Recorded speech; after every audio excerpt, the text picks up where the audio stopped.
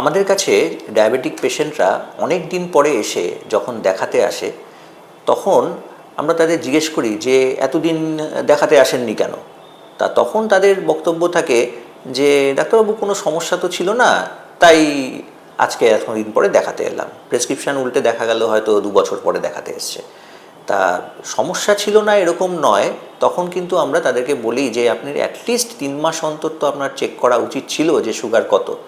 যাই হোক, আমরা তখন রক্ত পরীক্ষা করে যখন দেখি যে সুগারটা অনেক বেশি আছে, সুগারটা নয় কন্ট্রোল করে দেওয়া যাবে, কিন্তু তার সাথে হয়তো অনেক কিছু জিনিস বেরোলো, যেমন ধরুন কোলেস্টেরল ট্রাইগ্লিসারাইডস অনেক হাই বেরোলো, ক্রিয়েটিনিন অল্টার বেরোলো, তখন কিন্তু খুব মুশকিলে পড়ে যেতে হয়।